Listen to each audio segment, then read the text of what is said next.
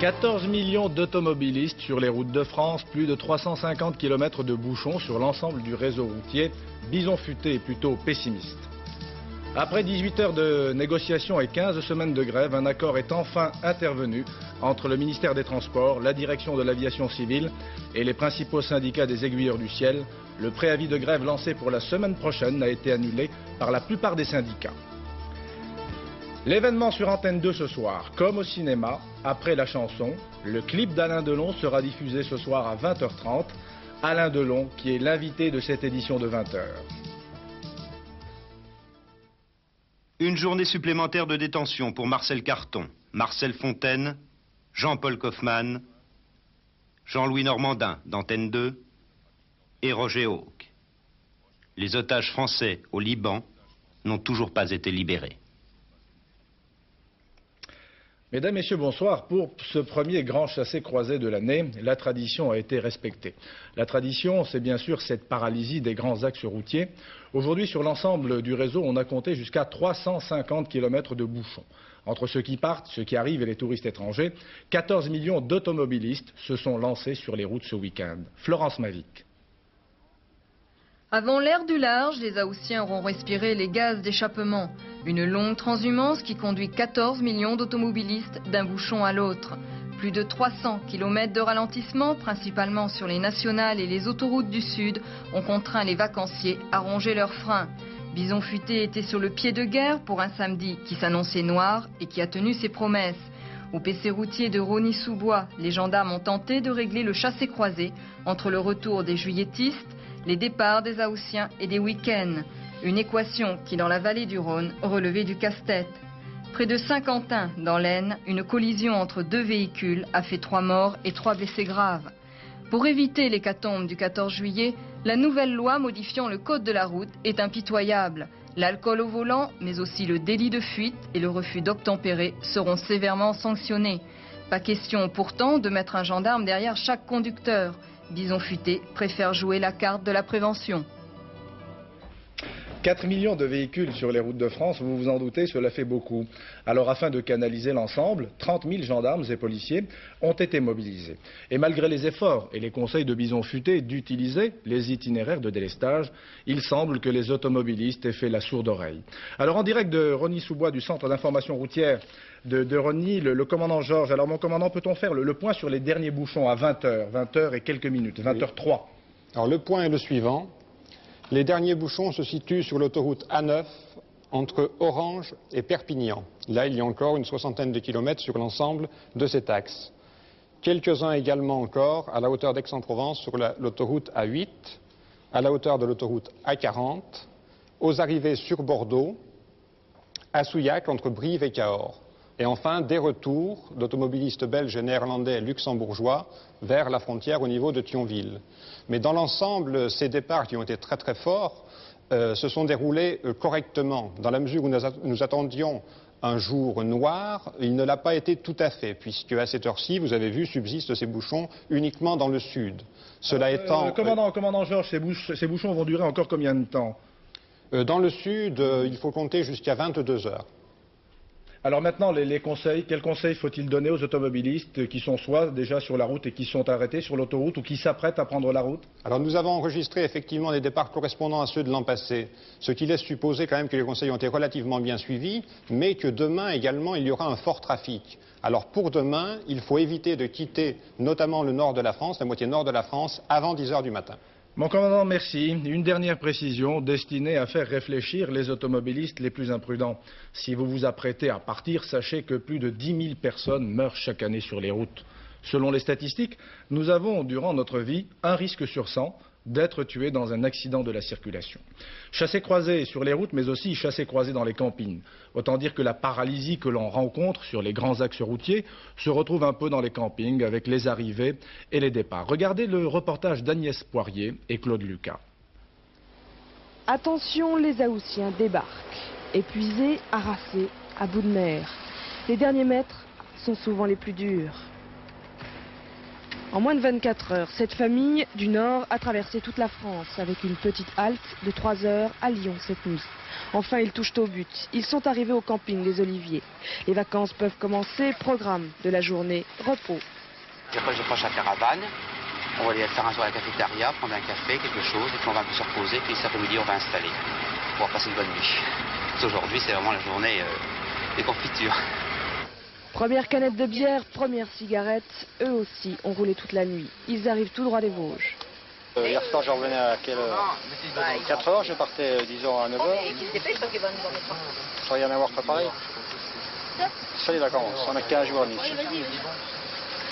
Donc on se disait que je vais partir le plus vite possible. On range tout comme ça remorque, rien du tout. Affolés par les prévisions de bison futé, les juilletistes ont vidé les lieux plus tôt que prévu. Fini les embouteillages, oubliez le week-end noir. Ici à La Ciotat, c'est parti pour 15 jours, 3 semaines, 1 mois de carte postale.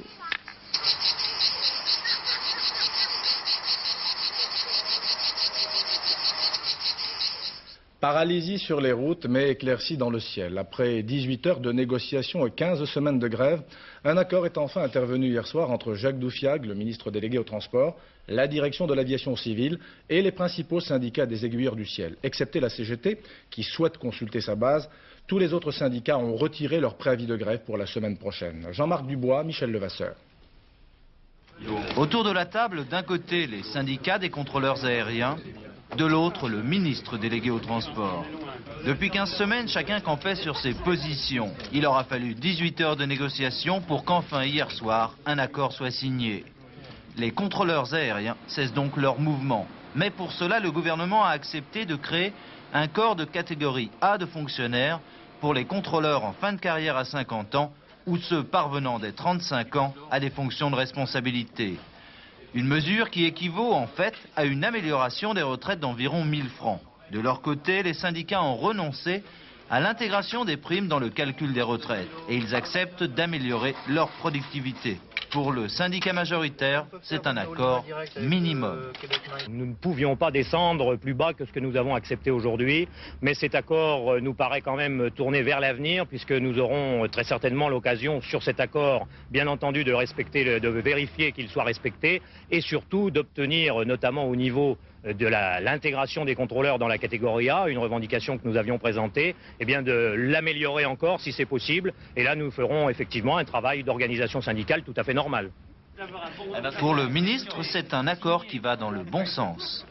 Je crois que nous sommes arrivés à un bon accord, puisque c'est un accord qui équilibre une revendication d'amélioration de fin de carrière et de retraite des contrôleurs aériens qui était effectivement sur la table depuis 17 ans, et des gains de productivité, d'efficacité, de performance de la navigation aérienne. Je crois que c'est un bon accord. Quant au fameux projet d'agence de la navigation aérienne, le ministre l'a dit lui-même, le sujet n'est plus d'actualité. Donc, messieurs les voyageurs, une bonne nouvelle, les bouchons pour prendre votre avion, c'est fini. À l'étranger, c'est encore la tension dans le Golfe et ses conséquences qui dominent l'actualité. Tout d'abord à Beyrouth, avec les nouvelles menaces du djihad islamique. Dans un communiqué publié hier, le djihad a accusé Paris de rendre impossible le règlement de l'affaire des otages. Et pour accentuer sa pression sur le gouvernement français, l'organisation clandestine pro-iranienne a fait parvenir une nouvelle cassette où l'on voit Jean-Paul Kaufmann et Marcel Carton lancer un nouveau message. De Beyrouth, le témoignage de Jacques Charmelot de l'agence France-Presse. Écoutez. Les preneurs d'otages ont voulu faire parler d'eux au moment où l'attention du monde est tournée vers le Golfe et le face-à-face de plus en plus tendu entre l'Iran d'un côté et les États-Unis et la France de l'autre. Le djihad islamique a eu recours à un cocktail classique, un communiqué, une cassette montrant ses otages. Le communiqué est tour à tour conciliant. Nous avons tout fait pour que les négociations aboutissent. Accusateur, c'est la France qui rend impossible la solution du problème. Et menaçant, c'est elle qui sera responsable si quelque chose arrive aux otages.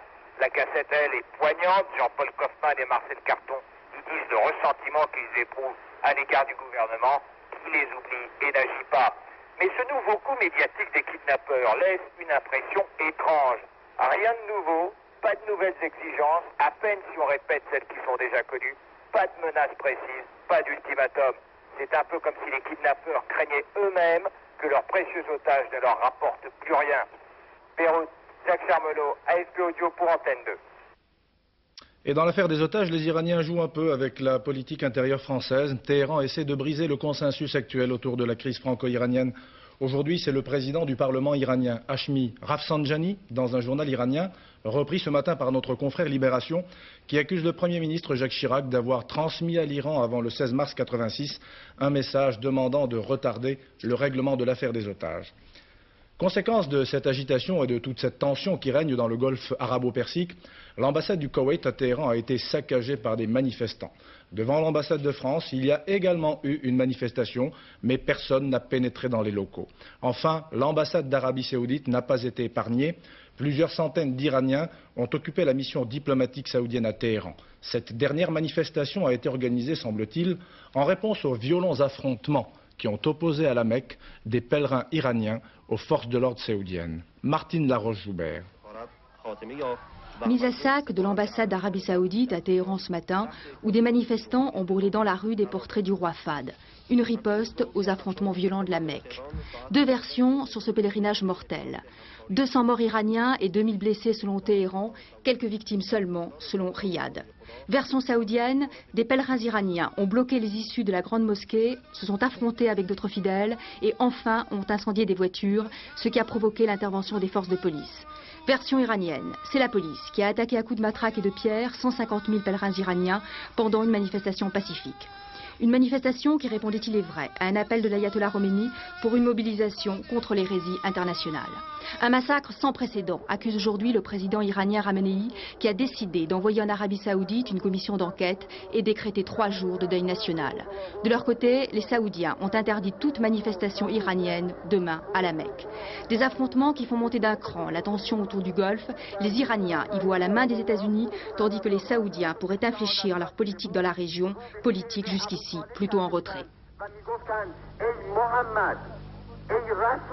Voilà, et à la suite de ces violents affrontements entre pèlerins iraniens et forces de l'ordre saoudiennes, Téhéran a décrété ce matin un jour de deuil national. Conséquence à Paris, à l'ambassade d'Iran, avenue d'Iéna, le drapeau iranien a été mis en berne. Vous le voyez sur ces images tournées par Bruno Carrette.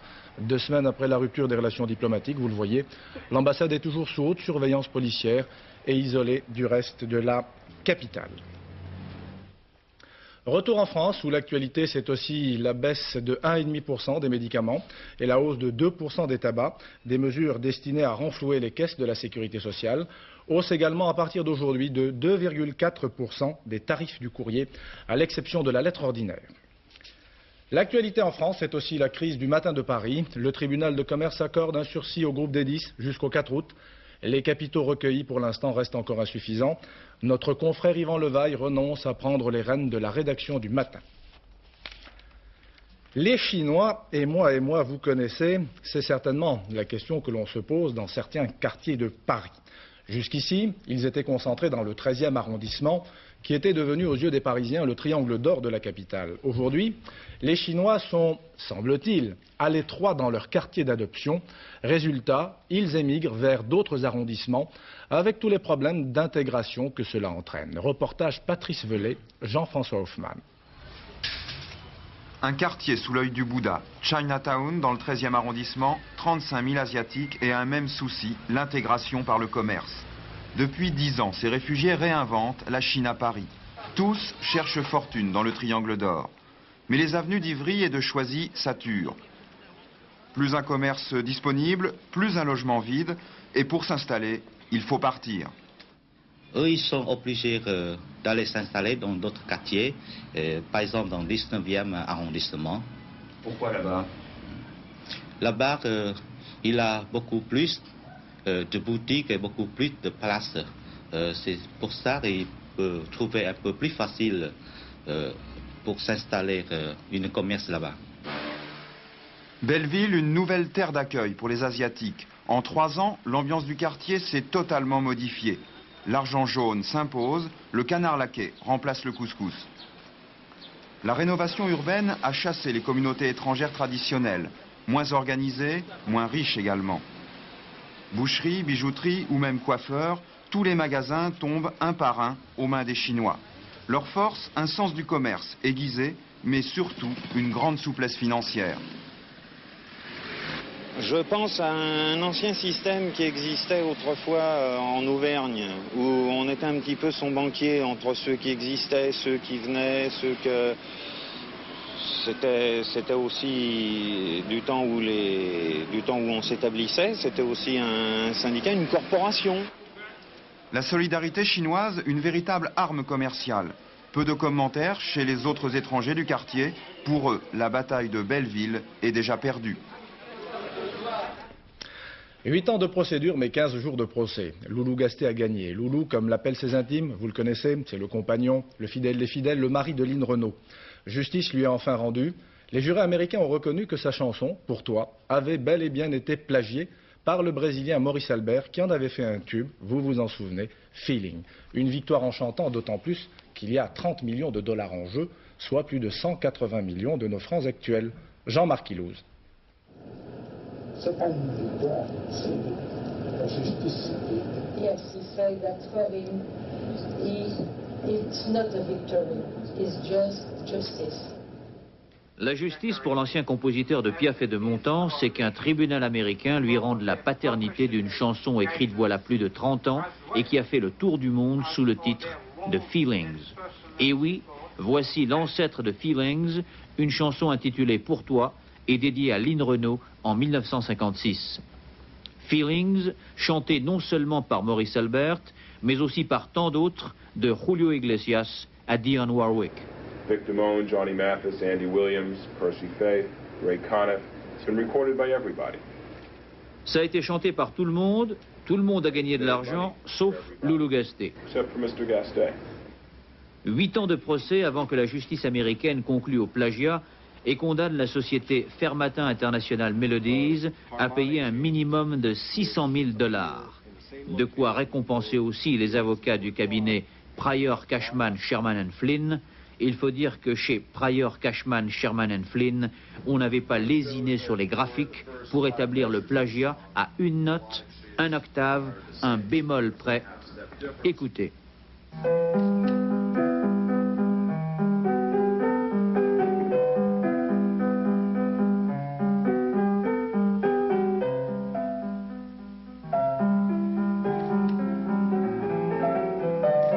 Il était une fois une merveilleuse chanson, un avocat made in New York et une très longue histoire d'amour.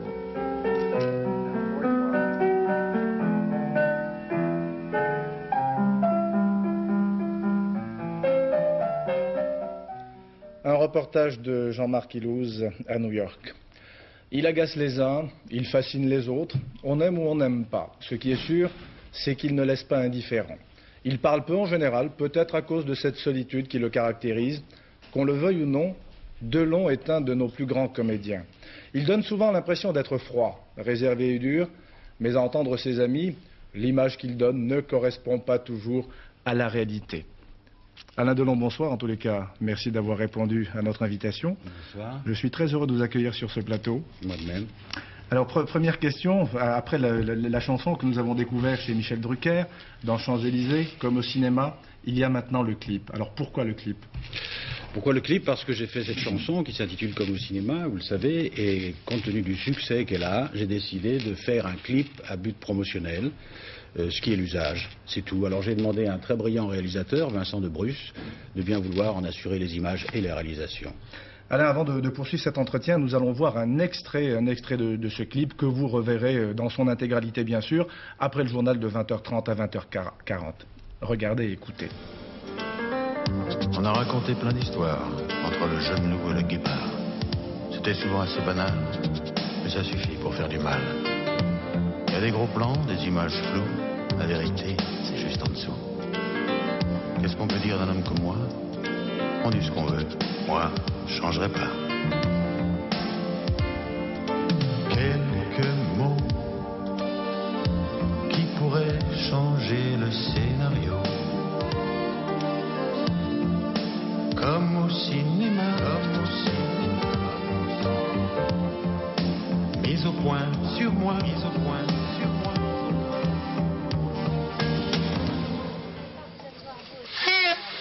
Ouais, d'accord, merci. C'est un couac. C'est un couac de luxe.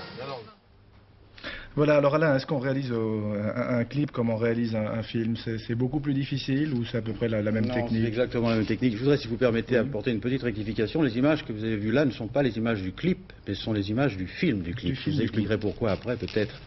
Non, au niveau de la réalisation, c'est exactement le même principe, et c'est simplement, disons, un petit film. Et comme la chanson s'intitule « Comme au cinéma », nous avons délibérément choisi et voulu faire ce clip comme un petit film.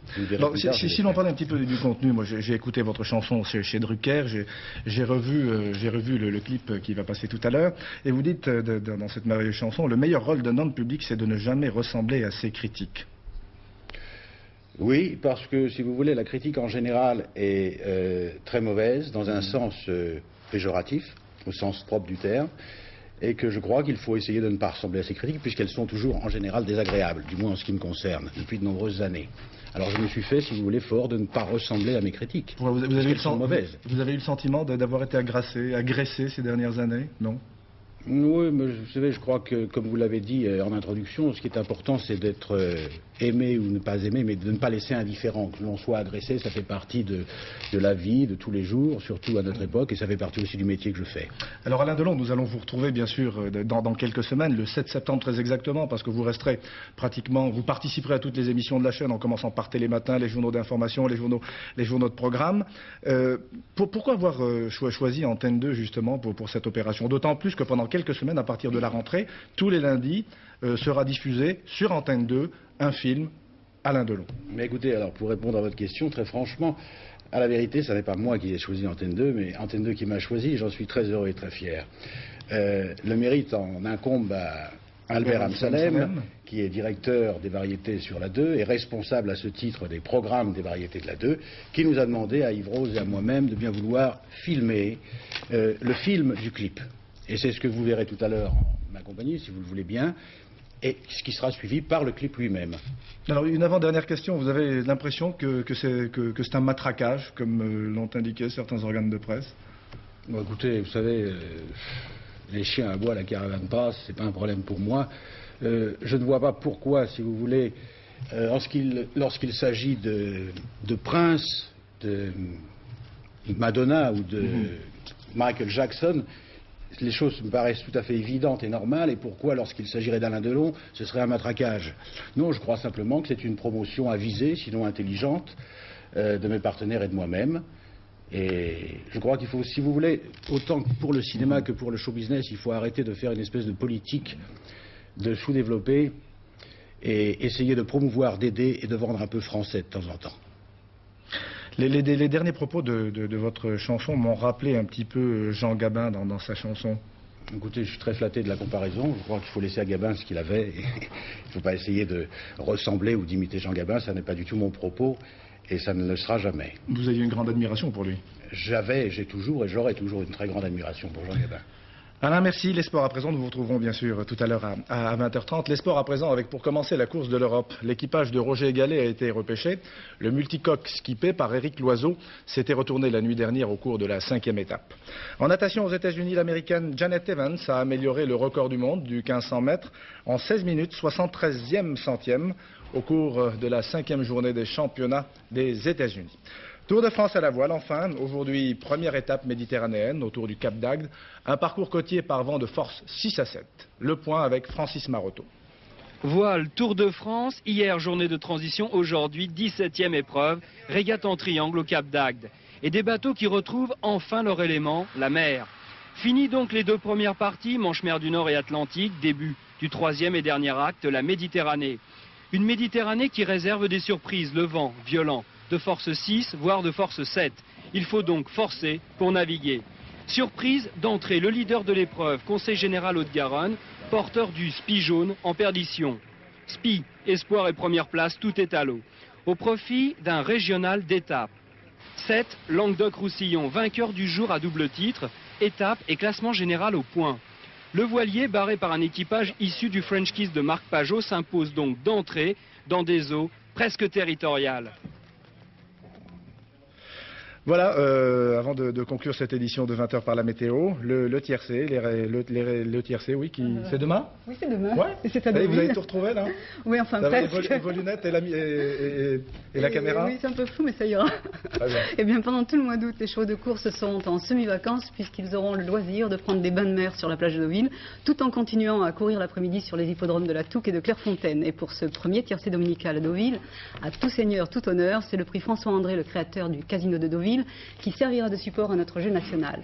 Mais il y aura d'autres épreuves prestigieuses au cours de cette réunion. Le prix Yakolev, par exemple, pour les meilleurs poulains débutants, et le prix Maurice de Guest, un sprint sur 1300 mètres que Balbonella, la championne actuelle, devrait remporter. Mais revenons à la course du tiercé, le prix François-André, prix du Casino de Deauville. Il se dispute sur 2000 mètres et rassemble une vingtaine de pouliches âgées de 3 ans et plus, très proches les unes des autres sur le plan de la qualité. Alors, sur un parcours qui n'en finit pas de tourner, les places à la corde devraient jouer un rôle très important. Toutefois, dans le pronostic que je vous propose maintenant, j'ai choisi de faire confiance en priorité à Princess Maroon, le numéro 19, qui n'a pas fait sa course la dernière fois, gêné par la pluie qu'elle n'apprécie guère. Je lui oppose Madrigal, le numéro 4, et Hors des Amars, le numéro 6. Ensuite, Rosamé, le numéro 17, De Prisa, le 11, Nabila, le numéro 14, Floreslan, le 8, et pour terminer, Castiline, le numéro 18. Ça fait 19, 4, 6, 17, 11, 14, 8 et 18. Vous ne bougez pas, Pierrette, vous restez avec nous. Il y avait aujourd'hui un tiercé à Deauville. Dans quelques instants, vous allez voir apparaître les rapports. Il fallait jouer le 3, le 2, le 7. Rapport dans l'ordre, 11 362 francs 50. Dans un ordre différent, 2272 francs 50 pour 5 francs. Voilà pour conclure avec vous, Sophie, la météo. Absolument. C'est pas terrible quand même. On a quand même entrevu l'été cet après-midi à Paris. Mais à partir de demain, oui, vous avez été rapide. Entrevu. À partir de demain, on retombe dans le cycle infernal des perturbations. Alors je vous propose de regarder l'image satellite. L'image satellite, vous voyez, le ciel était quand même bien dégagé sur le nord-ouest aujourd'hui. Et puis une nouvelle perturbation arrivera. Elle est sur les îles britanniques actuellement et elle va traverser le pays d'ouest en est. Regardez la carte du temps prévue pour demain. Avec un ciel couvert et pluvieux encore demain sur la Bretagne, les côtes de la Manche, le nord-Pas-de-Calais, le bassin parisien et le centre. Et puis ce ciel couvert et pluvieux gagnera le nord-est du pays en cours de journée pour laisser place à de timides éclaircies sur les côtes de la Manche en fin de journée. Sur le sud, il y aura beaucoup de brouillard le matin sur l'Aquitaine et le Massif central qui laisseront place à des passages nuageux avec quelques éclaircies et puis toujours du beau temps sur le pourtour méditerranéen où le Mistral et la Tramontane souffleront encore très fort demain. Je propose de regarder la carte des températures encore très fraîches. Ces températures, elles s'échelonnent entre 18 et 22 degrés sur la moitié nord et de 20 degrés à Limoges jusqu'à 29 degrés à Perpignan pour la moitié sud. Voilà, demain nous serons le dimanche 2 août. Il y aura 2 minutes de soleil en moins, un soleil qui se lèvera à 6h26, qui se couchera à 21h27 et nous fêterons les Juliens. Sophie, merci. Prochain rendez-vous avec l'actualité, 23h45, vous avez rendez-vous avec Isabelle Bechler. 20h30, vous avez rendez-vous avec Alain Delon jusqu'à 20h40. Quant à moi, je vous retrouverai avec plaisir demain 13h. Une excellente soirée à toutes et à tous sur Antenne 2.